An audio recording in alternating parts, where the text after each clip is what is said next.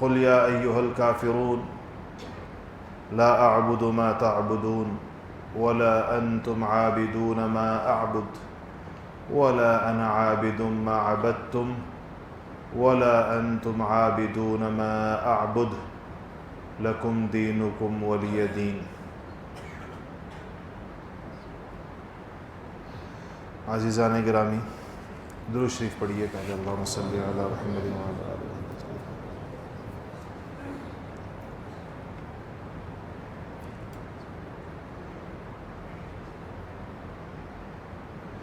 اللہ جل شانہ نے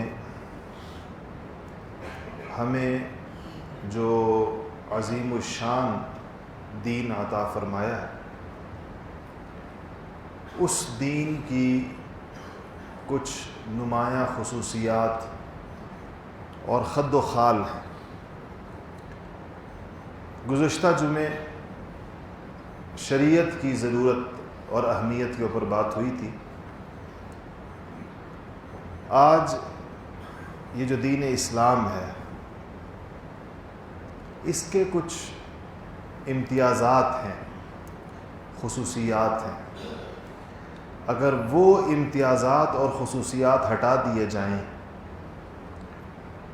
تو اسلام دنیا کے دیگر مذاہب کے اوپر جو اپنی فوقیت ہے، اپنا تفوق، اپنی بالادستی ہے، اپنی ایک اخلاقی برتری بھی اور خدائی دین ہونے کی جو دعوے داری ہے، وہ گویا اسلام سے سلب کر دینے والی بات ہوگی۔ ہر انسان کو یہ فکر ہونی چاہیے اور غم ہونا چاہیے اور اس بات کی طرف غور کرنا چاہیے کہ اسلام کے نام سے جو دین میرے پاس ہے، جس کو میں اپنا دین سمجھتا ہوں، کیا واقعی یہ وہی اسلام ہے جو رسول اللہ صلی اللہ علیہ وسلم صحابہ کو سکھا کر گئے تھے، یا زمانے کے مرور نے، زمانے کی چلنے گزرنے نے کہیں اس کی شکل بگاڑ تو نہیں دی، اس کے خد و خال مسخ تو نہیں کر دیے؟ دین نے سفر بھی کیا ہے۔ حجاز میں فاران کی چوٹیوں پہ جو دین اترا تھا، وہ عرب کے ان وادیوں اور صحراؤں سے چلا اور اس بت کدہ ہندوستان تک پہنچا، جہاں 33 کروڑ دیوتاؤں کی پوجا ہوتی تھی۔ تو اس پورے سفر میں، جو ظاہر ہے کہ آج کل کے زمانے کی طرح نہیں ہوا تھا، وہ پیدل سفر ہوا تھا اور اونٹوں اور گھوڑوں کا سفر تھا ان اہل ایمان کا جنہوں نے یہ امانتیں یہاں تک پہنچائیں۔ تو ہر انسان کی یہ فکر ہونی چاہیے کہ ہمارے پاس خالص اور جینون چیز ہے، یا اتنا زمانہ گزرنے کا اور یا اتنا لمبا سفر کرنے کا، کہیں اس کے اوپر کوئی اثر تو نہیں ہو گیا، اس نے کوئی مقامی اثرات تو نہیں قبول کر لیے؟ کیونکہ جب بھی کوئی نیا دین کسی خطے میں جاتا ہے تو اس خطے میں پہلے سے بھی کوئی دین موجود ہوتا ہے جو ہزاروں سال سے چل رہا ہوتا ہے۔ تو ہمیشہ اس خطے کے جو آبائی لوگ ہوتے ہیں، وہ اگر کوئی نیا دین قبول بھی کرتے ہیں تو ان کی اولین خواہش یہ ہوتی ہے کہ پرانے دین کے بھی کچھ آثار باقی رہ جائیں، وہ پرانے دین کی کچھ چیزیں بھی، پرانا مذہب بھی باقی رہے، اور اس پرانے مذہب کے اوپر نئے دین کا لبادہ چڑھا دیا جائے۔ لیکن جو دین لانے والے مخلص داعی ہوتے ہیں، وہ چاہتے ہیں کہ خالص دین جو ہے وہ ان لوگوں کو دیا جائے اور پچھلی پوری عمارت کو مسمار کر دیا جائے۔ جیسے کہ کوئی عمارت ہو، کھنڈر کھڑا ہے، عمارت ہے، تو ایک بندہ یہ چاہتا ہے کہ مین سٹرکچر کھڑا رہے، اس کے اوپر پلستر اور چیزیں بدل دی جائیں، رنگ روغن، اور دوسرا کہتا ہے نہیں، یہ پوری عمارت ڈیمالش ہوگی اور نئی بنیادیں پڑیں گی اور نیا دین آئے گا۔ تو اسلام تو یہی معاملہ کرتا ہے زمینی مذاہب اور تحریف شدہ ادیان کے ساتھ، کہ جب کہیں جاتا ہے تو اپنی پوری خصوصیات، اپنے امتیازات، اپنے نمایاں اوصاف اپنی روح کے ساتھ جاتا ہے، کسی اور کے قالب پر جا کر فٹ نہیں ہوتا، کسی اور کے ڈھانچے کا روغن بن کر نہیں جاتا، بلکہ پورا اور مستقل دین جو عقائد، افکار، نظریات سے لے کر اخلاق تک کی تمام تعلیمات پر محیط ہے، جس پہ پچھلے جمعے بات ہوئی، وہ اسلام اس بارے میں اپنے اوصاف رکھتا ہے۔ یہ ہمیں ہمیشہ دیکھتے رہنا چاہیے، اپنے دین کو، جس کو ہم دین سمجھتے ہیں، اس کو پیش کرتے رہنا چاہیے قرآن و سنت کے اوپر، قرآن و سنت کے آئینے میں اپنے افکار، نظریات دیکھتے رہنا چاہیے، ورنہ چاہے جتنا بھی لوگ پڑھ لیں لیکن پرانی چیزیں بعض اوقات رہ جاتی ہیں۔ ہمارا جو خاندان ہے وہ علماء کا خاندان ہے، اور بر صغیر کے بڑے نامور اور چوٹی کے علماء اس گھرانے میں گزرے ہیں۔ الحمدللہ میرے والد صاحب بھی عالم تھے، میرے دادا بھی عالم تھے، مشہور علماء میں سے تھے، پردادا بھی عالم تھے، ان کے والد بھی، اس طرح اوپر تک یہ سلسلہ علماء، صلحاء، اولیاء کا ہے۔ لیکن مقامی دین کے اثرات گھروں میں جیسے گھستے ہیں تو ہمارے گھروں میں ایک ہماری پردادی سی تھیں، بوڑھی، ان پڑھ بالکل، تو وہ محرم میں گھر کے بچوں سے کہتی تھی کہ پانی لے جا کر قبروں پہ ڈالو، مردے پیاسے۔ تو ظاہر بات ہے گھر میں علماء تو اس بات کی اجازت نہیں دیتے تھے، تو پشتوں میں بچوں سے کہتی تھیں کہ ان بڑوں سے ذرا آنکھ بچا کر جانا، دوئی نہ پوئے گی۔ کہتے ہیں یہ نہیں سمجھتے۔ وہ دارالعلوم دیوبند کے استاذ الحدیث تھے، تو ان کے، لیکن میری اس پردادی کے داماد بنتے تھے میرے دادا، وہ میری دادی کی والدہ تھی، 100 سال سے اوپر ان کی عمر تھی۔ تو کہتی تھی کہ محرم آ گیا ہے تو مردے پیاسے ہیں قبروں میں۔ اب یہ خدا جانے انہوں نے کہاں سے سنی ہوئی تھی بات، گھر میں بر صغیر پاک و ہند میں چوٹی کی سطح کے علماء موجود ہیں، تو بچوں سے کہتی تھی ان سے آنکھ بچا کے جانا، یہ نہیں سمجھتے ان باتوں کو۔ تو اب مقامی دین کے کوئی نہ کوئی چیزیں آ جاتی ہیں، جیسا بھی اگر اتنے علمی گھروں میں آتی ہیں تو عام گھروں میں کیا کیا کچھ آتا ہوگا۔ وہاں تو چلے ایک 100 سالہ بڑھیا یا 80 سالہ بڑھیا 2 3 4 بچوں کے ذریعے سے ایک رسم اپنی پوری کر لیتی تھی، کوئی اور اس میں شریک نہیں ہوتا تھا۔ لیکن عام گھروں کے اندر پتہ نہیں کیا کیا کچھ اس طریقے کے ساتھ گھس جاتا ہے اور آ جاتا ہے۔ تو اسلام کے جو امتیازات ہیں، اس میں سے کوئی 7 8 جتنا آج وقت ہے، جتنے ہو سکے 6 7 8 9 وہ آج آپ کے سامنے رکھنے ہیں، تاکہ ہمیں اس کا احساس رہے اور اپنے دین کو اس کے آئینے میں ہم دیکھتے ہیں۔ اسلام کا سب سے پہلا امتیازی وصف عقیدے کی اہمیت، اور آج کی لبرل سیکولر دنیا عقیدے کو کوئی وزن دینے پر آمادہ نہیں ہے۔ وہ کہتے ہیں عقیدہ ایک بندے کا ذاتی معاملہ ہے، ہر ایک کا بھی ٹھیک ہو سکتا ہے، سب کا بھی ٹھیک ہو سکتا ہے۔ اعمال کی بات کریں، ہم سے لوگ کثرت کے ساتھ یہ مسئلہ پوچھتے ہیں کہ ایک بڑا رفاہی کام کرنے والا، سوشل ورک کرنے والا یہودی یا نصرانی، وہ تو جہنم میں جائے گا، اور ایک ظالم، خائن، جھوٹا، دغاباز مسلمان سزا بھگت کر بالآخر جنت میں جائے گا۔ ہم علماء سے مسئلہ اسی طرح سنتے ہیں کہ مسلمان بالآخر جنت میں جائے گا، تو یہ بات ہمیں سمجھ میں نہیں آتی۔ اس کی وجہ یہ ہے کہ وہ عقیدے کو نمبر نہیں دیتے، عقیدے کی ان کے نزدیک کوئی اہمیت نہیں ہے، عمل کی ہے۔ تو کہتے ہیں اسی لوگوں کو بڑا اعتراض ہوتا ہے، اور ہر دفعہ کسی مشہور غیر مسلم سوشل ورکر کی وفات کے اوپر پاکستان میں، ہندوستان میں یہ بحث چھڑ جاتی ہے کہ وہ جنت میں گیا یا جہنم میں گیا۔ ہم سے لوگ پوچھتے ہیں مدر ٹریسا جنت میں جائے گی، جہنم میں جائے گی، اس نے ساری عمر انسانیت کی خدمت کی۔ تو عقیدہ اسلام میں بنیاد ہے، اور اللہ جل شانہ نے قرآن پاک میں کسی ایک جگہ پر نہیں، 10 20 جگہ کے اوپر اس بات کو وضاحت اور صراحت کے ساتھ بیان کر دیا ہے کہ جو شخص توحید اور رسالت کے اوپر اور ضروریات دین پر عقیدہ نہیں رکھتا اس کے جنت میں جانے کی کوئی صورت نہیں ہے.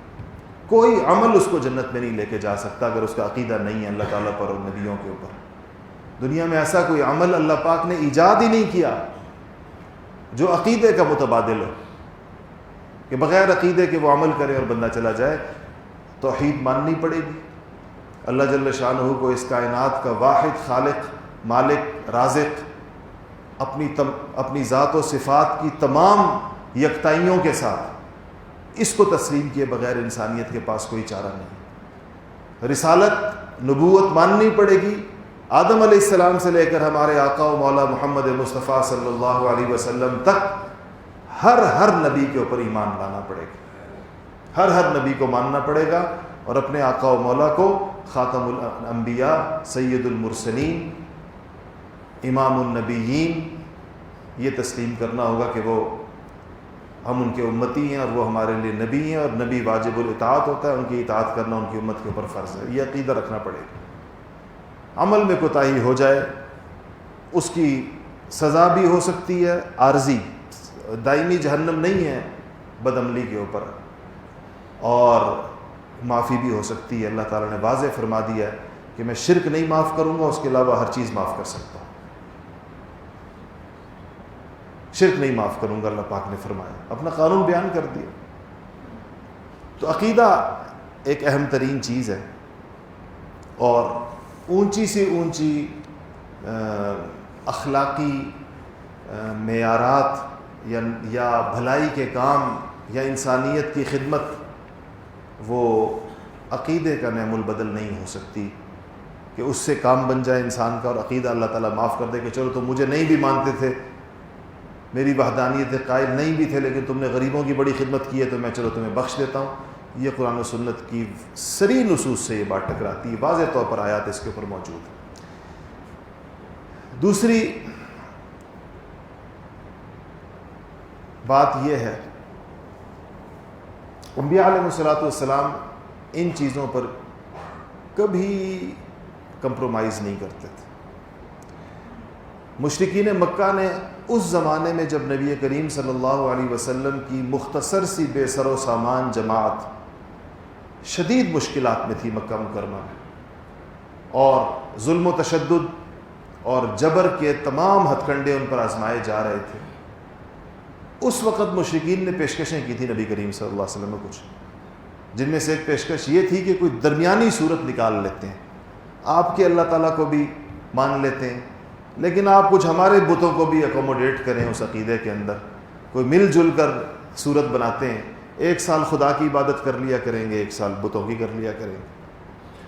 تو اگر آپ اس کو مان لیں تو یہ اس وقت آپ کی جماعت، یہ جو چھوٹا سا ایک مبارک گروہ ہے صحابہ کرام کا مکہ مکرمہ میں جو حالات کی چکیوں کے اندر پیسا جا رہا تھا اور ظلم و تشدد کی سختیوں سے گزارا جا رہا تھا، تو ان کے لیے عافیت کے دروازے کھل جائیں گے.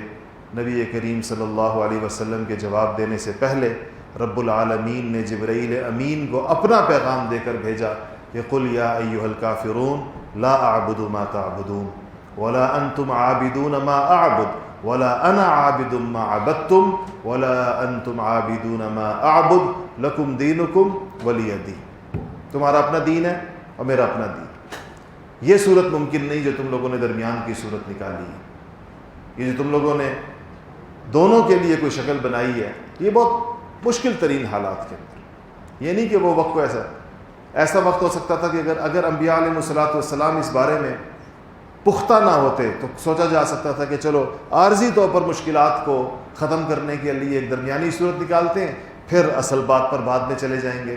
آج کے زمانے کے فلاسفر ہوتے تو کہتے تھے تدریج کے ذریعے کر لیں کام، گریجولی کر لیں، پہلے اس پر لے آئیں، چلے ایک سال تو اللہ کو ماننے پر آمادہ ہو گئے، بعد میں مستقل بھی مان لیں گے. یہ ہمارے دانشور ہوتے تو ضرور یہ مشورہ دیتے کہ یہ تو بڑی اچھی صورت ہے بھائی، ضروری تو نہیں سارا کام اکٹھے ہو جائے. ابھی وہ اس پر تو آ گئے ہیں کہ ایک سال اللہ کو مانیں گے، ابھی تو پہلے تو کسی بھی نہیں مان رہے تھے. تو یہ جو ان کی طرف سے جو آفر ہے یہ تو قابل غور ہے اور اپنا فلسفہ پیش کرتے.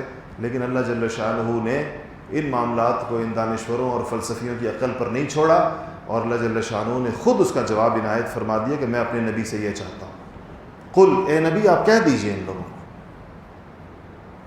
تو اس سے آپ اندازہ لگائیے کہ عقیدے کی اہمیت کتنی زیادہ ہے۔ دوسری چیز جو انبیاء علیہ الصلوۃ والسلام بیان کیا کرتے تھے، اور انبیاء علیہ الصلوۃ والسلام کی جد و جہد کا مرکز ہوا کرتی تھی، وہ لوگوں کو جو ابھارتے تھے، لوگوں کو جو ترغیب دیتے تھے، لوگوں کو جس چیز کی دعوت دیتے تھے، لوگوں کے سامنے جو مقصد رکھتے تھے، وہ اللہ تعالیٰ کی رضا اور خوشنودی ہوتی تھی، دیگر چیزیں نہیں ہوتی تھیں۔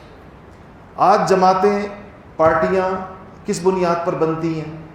یا قوم پرستی کی بنیاد پر بنتی ہیں۔ ایک پارٹی نعرہ لگا دیتی ہے کہ ہمارے ہاں وسائل لوٹے جا رہے ہیں اور ہم فلاں ہیں، آؤ اکٹھے ہو جاؤ، اپنے وسائل کا تحفظ کرو، اپنا پانی بچاؤ، اپنا فلانا بچاؤ، اپنا یہ چیز بچاؤ، اپنی وہ چیز بچاؤ۔ جماعتیں اس بنیاد پہ بنتی۔ کوئی کہیں پر جماعتیں جو ہیں وہ لوگوں کو خوشحالی کی کا جھانسا دینے کے لیے کہ بھئی ہماری جماعت میں آ جاؤ، ہم معاشی خوشحالی لے آئیں گے، ہماری جماعت میں آ جاؤ، ہم تمہارے معاشی مسائل حل کر دیں گے۔ کوئی امن و امان قائم کرنے کے نام پر، کوئی آپ کے دفاع کے نام پر، کوئی کسی نام پر، کوئی کسی نام پر۔ اس ملک میں، ہر ملک کے اندر یہ جتھے لوگوں کو اپنی طرف بلاتے ہیں۔ انبیاء علیہ الصلوۃ والسلام ان نعروں میں سے کوئی نعرہ نہیں لگایا کرتے تھے۔ انبیاء علیہ الصلوۃ والسلام کیا کرتے تھے؟ واللہ یدعو الی دار السلام، اللہ جل شانہ جنت کی طرف بلاتے ہیں، انبیاء علیہ الصلوۃ والسلام ہمیشہ آخرت کی طرف بلاتے تھے۔ کئی موقعوں پر نبی کریم صلی اللہ علیہ وسلم سے صحابہ نے یا بعض اوقات نئے مسلمان ہونے والوں نے یا بیعت کرنے والوں نے پوچھا کہ یا رسول اللہ، اگر ہم آپ کے ہاتھ میں ہاتھ دیتے ہیں تو ہمیں کیا ملے گا؟ تو کبھی حضور نے یہ نہیں کہا کہ تمہیں عرب و عجم کی بادشاہت ملے گی، تمہیں قیصر و کسریٰ کے تاج ملیں گے، تمہیں شرق سے لے کے غرب تک کی حکومتیں ملیں گی، یہ کبھی نہیں کہا۔ مسلمہ جب حضور کے پاس اپنے اتنے بڑے لوگوں کے ساتھ آیا تھا تو اس نے کہا تھا کہ میں آپ پر ایمان لاتا ہوں، میرے پیچھے بہت بڑا قبیلہ ہے، سب ایمان لے آئے گا، بس آپ اتنا کریں کہ اپنے دنیا سے وصیت یہ کر لیں کہ آپ کے دنیا سے جانے کے بعد آپ کا جانشین میں آؤں گا۔ نبی کریم صلی اللہ علیہ وسلم نے اس بنیاد پر کبھی بھی لوگوں کو نہیں بلایا اور نہیں جوڑا تھا۔ آپ نے اس کی پیشکش کو ظاہر بات ہے بالکل مسترد کیا، جہاد بھیجا اس کے پیچھے لشکر، اور وہ صحابہ کے ہاتھوں مردار ہوا۔ تو وہ پوچھتے صاحب ان لوگوں نے پوچھا بیعت عقبہ کے لیے آنے والوں نے کہ یا رسول اللہ ہم آپ کے ہاتھ پہ بیعت کرنے والے ہیں، اور ہمیں پتہ ہے کہ آپ کی، جب وہ مدینہ سے لوگ پہلی دفعہ آئے تھے، یثرب اس وقت کہلاتا تھا، ابھی حضور مدینہ نہیں گئے تھے، عقبہ کی گھاٹی کے اندر بیعت ہوئی تھی، اس کو بیعت عقبہ کہتے ہیں، تشریف لے جانے سے پہلے۔ تو کہا کہ ہم آپ کے ہاتھ پہ بیعت کرتے ہیں، اور ہمیں پتہ ہے کہ یہ بیعت بڑی سخت ہمیں پڑے گی، یہاں مشرکین مکہ ہمارے در پہ ہو جائیں گے، اور وہاں یہود ہمارے در پہ ہو جائیں گے، اور پورا عرب ہمارے خلاف ہو جائے گا۔ یہ بیعت ہمارے اوپر جنگیں لے کر آئے گی، دشمنیاں لے کر آئے گی، مسائل اور مشکلات لے کر آئے گی، معاشی پریشانیاں لے کر آئے گی، ہم تیار ہیں اس کے لیے یا رسول اللہ، یہ بتائیں کہ ہمیں ملے گا کیا اس کے اوپر؟ حضور نے کہا کہ جنت ملے گی۔ یہ نہیں کہا کہ اس کے اوپر مدینہ ایک زمانے کے اندر ایک ریاست بن جائے گا، عظیم الشان اسلام کی پہلی ریاست قائم ہو جائے گی، تم اس کے والی و وارث ہوگے۔ دنیا کی لالچ انبیاء اپنی دعوتوں میں نہیں دیا کرتے تھے، اگرچہ اللہ دنیا کے خزانے ان کے قدموں کے اندر ڈال دیتا ہے، لیکن انبیاء لوگوں کو اس بنیاد پر نہیں اٹھاتے تھے، وہ لوگوں کو آخرت کے عقیدے کی بنیاد پر اور جنت کی بنیاد کے اوپر۔ ایک صحابی احد کے موقع پہ تشریف لائے، ابھی مسلمان نہیں ہوئے تھے، اوس کے آخری آدمی تھے، پورا قبیلہ اوس مسلمان ہو گیا تھا، یہ صاحب رہ گئے تھے۔ کہا کہ جنگ احد ہے، گھمسان کا رن لگا ہوا ہے سامنے میدان کے اندر، حضور کے پاس آئے، کہا رسول اللہ ابھی اگر ایمان لے آؤں، کلمہ پڑھ لوں اور اس گھمسان کے رن میں کود جاؤں اس جنگ کے اندر اور مارا جاؤں کیا ملے گا؟ حضور نے کہا جنت ملے گی۔ یہ سنا تو کہا کہ ہاتھ رکھا حضور کے ہاتھ پہ، کہا کہ اشہد ان لا الہ الا اللہ واشہد ان محمد رسول اللہ، یہ کہا اور تلوار لی اور کودے اور 10 منٹ میں شہید ہو گئے۔ صحابہ ایک دوسرے سے پوچھا کرتے تھے بطور پہیلی کہ بتاؤ وہ کون سا بندہ ہے جس نے نہ کوئی نماز پڑھی، نہ روزہ رکھا، نہ حج کیا، نہ زکوٰۃ دی، نہ خیرات کی، کوئی نیکی نہیں کی، اور بالیقین جنتی ہے، رسالت مآب کی زبان سے اس کو جنت کا سرٹیفکیٹ ملا ہے، تو وہ انہی کا نام لیا کرتے تھے۔ یہ وہ 10 منٹ کا مومن جس نے 10 منٹ پہلے حضور کے ہاتھ کے اوپر ایمان لائے اور 10 منٹ کے بعد شہادت سے سرفراز ہو گئے، کسی عبادت کا موقع ہی نہیں ملا۔ خدا کا نام ایک ہی دفعہ لیا اشہد ان لا الہ الا اللہ میں، اور حضور کا نام ایک دفعہ لیا اشہد ان محمد رسول اللہ میں، اس کے بعد کوئی ذکر نہیں کیا، اس کے بعد تو جہاد کیا اور جنت میں چلے گئے۔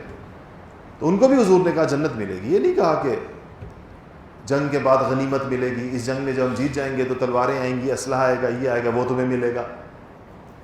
تو اللہ تعالیٰ کی رضا اور خوشنودی کو لوگوں کا اصل مقصد بنانا انبیاء علیہم السلام کا طریقہ تھا، اور وہ ہر ایک کو اسی بات کی دعوت دیا کرتے تھے۔ تیسری خصوصیت یہ ہے کہ انبیاء علیہم السلام شریعت کے معاملے میں جس دین کو وہ لے کر آیا کرتے تھے، اس دین کے بارے میں وہ انتہائی حساس اور غیور ہوتے تھے۔ اس میں معمولی سی تبدیلی اور رد و بدل کو کسی قیمت کے اوپر برداشت نہیں کیا کرتے تھے۔ اور ایسا کیوں نہ کرتے؟ وہ منصب نبوت کے عالی مقام حاملین تھے، اللہ کا انتخاب تھے، اللہ اعلم حیث یجعل رسالتہ، اور ان کو اسی کام کے لیے اللہ نے بھیجا تھا۔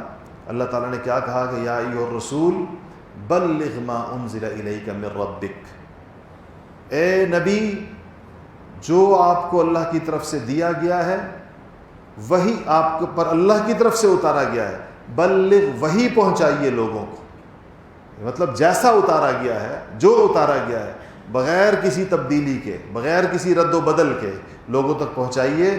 وَإِن لَّمْ تَفْعَلْ، اگر آپ نے ایسا نہ کیا تو فَمَا بَلَّغْتَ رِسَالَتَهُ، تو پھر آپ نے اللہ کا پیغام پہنچانے کے اندر پھر آپ قاصر رہے، آپ سے کمی ہو گئی، پھر آپ حق رسالت آپ ادا نہیں کر سکے۔ یہ ظاہر ہے نبیوں کو یہ تہدید یا دھمکی اس لیے نہیں ہوتی تھی کہ وہ کوئی ان سے خدا نہ خواستہ اس بات کا امکان تھا کہ وہ ایسے کریں گے، یہ امتیوں کو بتایا جا رہا ہے کہ تم تصور بھی نہ کرو کہ نبیوں نے اللہ تعالیٰ کی امانت میں کوئی خیانت کی ہوگی، تصور بھی نہ کرو اس بات کا کہ جو اللہ کی بات نبیوں پر آئی ہے وہ جو تم تک پہنچائی گئی ہے تو اس میں کوئی معمولی سی بھی کوئی تبدیلی آ سکی ہوگی۔ اس لیے جب شریعت کے معاملات آتے تھے تو انبیاء علیہم السلام بالکل اس بارے میں بہت سی دیکھیں جہاں حکمت کی جگہ تھی، انبیاء کا علم اس کا خود ان کے لیے فیصلہ کرتا تھا۔ جب طائف کی فتح ہوئی تو بنو ثقیف آئے، ثقیف مشہور قبیلہ تھا، تو بعد میں آئے اسلام لانے کے لیے، تو انہوں نے کہا کہ جی ہم اسلام تو لاتے ہیں، شرائط کچھ چند شرائط رکھی، ان میں سے ایک یہ تھی کہ ہمارا بت ہے لات نام تھا اس کا، تو کہا کہ لات جو ہے اس سے ہماری صدیوں کی اور نسلوں کی عقیدت چل رہی ہے، تو اس لات کو 3 سال کے لیے آپ رہنے دیں، پھر بعد میں 3 سال میں لوگوں کا ذہن بن جائے گا تو پھر ہم توڑ دیں گے۔ آپ نے کہا یہ نہیں ہو سکتا، کہا 2 سال کے لیے رہنے دیں، آپ نے کہا نہیں ہو سکتا، 1 سال کے لیے رہنے دیں، آپ نے کہا نہیں ہو سکتا، لات تو ٹوٹے گا۔ تو اور اس کے بعد آپ نے حضرت مغیرہ ابن شعبہ کو اور حضرت سیدنا ابو سفیان رضی اللہ تعالیٰ عنہ کو بھیجا لشکر دے کر لات کو توڑنے کے لیے۔ تو جب لات توڑنے کے لیے یہ لوگ آئے تو اس ثقیف کی عورتیں اور بچے باہر نکل آئے کہ اب ان لوگوں کا انجام کیا ہوگا، یہ تو انہوں نے لات پر ہاتھ اٹھانے والے ہیں۔ تو سارے جیسے ان کا عبرتناک انجام دیکھنے کے لیے جمع ہو گئے، کیونکہ عقیدہ تھا بت کے اوپر کہ جب یہ بت ٹوٹے گا تو توڑنے والوں پر جو عذاب آئے گا اس کو دیکھیں۔ تو حضرت سیدنا مغیرہ بن شعبہ رضی اللہ تعالیٰ عنہ تھوڑے مزاحیہ ان کو سوجھی ایک بات، تو لات کو ایک کلاڑا مارا اور اس کے بعد زمین پر گر کے تڑپنے لگے۔ تو ساری عورتیں بچوں نے کہا دیکھو لات نے اپنا انتقام لے لیا، لات یہی ہم کہتے تھے کہ لات کو ہاتھ نہ لگاؤ، اب دیکھو لات کے غضب کا شکار ہو گئے، کیا ہونے. جب وہ اپنی باتیں سے فارغ ہو گئے تو مغیرہ ہنستے ہوئے کھڑے ہوئے کہتے ہیں اب دیکھو میں لات کے ساتھ کرتا کیا, یہ تو میں ویسے ہی شغل لگا رہا تھا تم لوگوں کو. وہ ان کے ساتھ مذاق کر رہے تھے کھڑے لوگوں کے ساتھ. تو لیکن اس کو انبیاء علیہ الصلوۃ والسلام نے کسی مرحلے پر نہیں مانا. دوسری بات, اپنی دعوت کے سلسلے میں نبیوں کی ایک ترتیب تھی, اور وہ یہ تھی کہ وہ جب اپنا پیغام پہنچاتے تھے تو نبی اپنا پیغام اپنی آسمانی اور خدائی ترتیب اور دعوت کے اسلوب میں دیتے تھے, دنیا کی دعوتوں سے متاثر نہیں ہوتے تھے. آج یہ جدید معاشرہ ہم سے یہ مطالبہ کرتا ہے کہ آپ دین کی دعوت دیں, لیکن ذرا یہ جدت کے رنگ ڈھنگ اپنا کر پھر آپ دین کی دعوت دیں تاکہ لوگوں کو آپ سے مناسبت پیدا ہو جائے. اس لیے آپ نے دیکھا ہوگا کہ بعض علماء کو ان کا یہ خیال ہوتا ہے کیونکہ میرے سامنے بیٹھے ہوئے لوگوں نے پینٹ کوٹ ٹائی پہنی ہوئی ہے تو وہ بھی پینٹ کوٹ ٹائی پہن لیتے. پوری دنیا میں, پاکستان میں آپ کو یہ علماء سنت کے لباسوں میں نظر آتے ہیں. آپ شام میں, ترکی میں, مصر میں, جزائر میں چلے جائیں, جیسا جو حلیہ عوام کا ہوتا ہے وہی حلیہ علماء کا ہوتا ہے. عوام کی بھی داڑھی نہیں ہوتی, علماء کی بھی داڑھی نہیں ہوتی. کیوں؟ ان کا خیال یہ ہے کہ جیسا دیس ویسا بھیس, جیسی عوام ویسا ہمارا بھی پہناوا, ہم ان جیسے لگیں گے تو یہ ہمیں اپنے میں سے سمجھیں گے تو ہماری بات شاید ان کو زیادہ اجنبی نہیں لگے گی. انبیاء علیہ الصلوۃ والسلام اپنی پوشاک میں, اپنے لباس میں, اپنی دعوت میں, اپنی تعبیرات میں, اپنی اصطلاحات میں, اپنی ٹرمینالوجی میں خالصتاً اسی منہج کو اختیار کرتے تھے جو ان کو اللہ کی طرف سے دیا گیا ہوتا تھا. مخلوق کا تاثر اس میں قبول نہیں کیا کرتے تھے. اس لیے قرآن نے نبیوں کی دعوتوں کا خلاصہ بیان کیا ہے مختلف جگہوں پر. آپ دیکھیں گے سب زمانے مختلف ہیں, زبانیں مختلف ہیں, زمانے بھی مختلف ہیں, زبانیں بھی مختلف ہیں, لیکن نبی کی دعوت کے الفاظ ایک جیسے ہیں کیونکہ وہ اللہ کی طرف سے بتائے گئے. یا قوم انی لکم رسول امین فاتقوا اللہ واطیعون. تو اس طریقے سے بلایا کرتے تھے. تو آج بھی جو لوگ اسلام کے داعی ہوں گے, اسلام کی طرف لوگوں کو بلائیں گے, یہ ان کی ذمہ داری ہے کہ وہ نبوت کی ترتیب کو اختیار کریں گے, زمانے کا تاثر نہیں قبول کریں گے. یہ زمانے کا تاثر اگر کوئی قبول کرتا ہے اور اس کے مطابق اپنے اندر تبدیلی لے آتا ہے تو اب یہ بتائیں جب اس نے زمانے کا اثر لے لیا, اب یہ زمانے کو کس کی طرف بلا رہا ہے, یہ دعوت کس چیز کی طرف دے رہا ہے؟ یہ تو خود ان جیسا ہو چکا ہے, تو اب یہ کس طرف بلا رہا ہے, کس طرف دعوت دے رہا ہے, کس طرف لوگوں کو, کیونکہ خود بھی حق, تو حق کی طرف بلانے کے لیے پہلے خود حق پہ کھڑا ہونا ضروری ہوتا ہے. یہ نہیں ہو سکتا کہ حق کی کہ وکٹری سٹینڈ سے بندہ اتر کر میدان میں آ جائے تماشائیوں میں اور ان کو کہے کہ میرے جیسے ہو جاؤ, کہ جہاں ہم کھڑے ہیں تم بھی وہیں کھڑے ہو, تو فرق کیا ہے ہمارے اور تمہارے درمیان؟ اس لیے نبی انبیاء علیہ الصلوۃ والسلام اس حوالے سے وہ تھے. تیسری چیز, انبیاء علیہ الصلوۃ والسلام جس دین کو لاتے تھے, جب اس کی عملی اقدامات کا وقت آتا تھا, عملی طور پر وہ چیزیں نافذ کرنے کا وقت آتا تھا, اس وقت وہ دنیا کی کسی بھی مصلحت کی وجہ سے خدائی حکم کو پس پشت نہیں ڈالتے. یہود کے ہاں یہ طریقہ تھا, اور علماء یہود پر اللہ تعالیٰ نے اس لیے لعنت کی ہے کہ یہ غریب اور امیر کے مسئلے الگ الگ بیان کرتے تھے. ایک ہی گناہ غریب سے ہو گیا جس کا کوئی والی وارث نہیں ہے, جس کی کوئی سفارش نہیں ہے, تو مسئلہ اور ہے. اور وہی گناہ اگر کسی بڑے خاندان کے فرد سے ہو گیا جس کی طاقت ہے, جس کا قوت ہے, جس کے پاس اقتدار ہے, جس کے پاس پیسہ ہے, تو یہ اس مسئلے کو اس کے لیے نرم کر دیتے تھے. اس پر اللہ جل شانہ نے ان پر لعنت کی کہ خدائی شریعت کے اندر ایسی تبدیلیاں لوگوں کے لیے پسند, لوگوں کو دیکھ کر اس میں رد و بدل.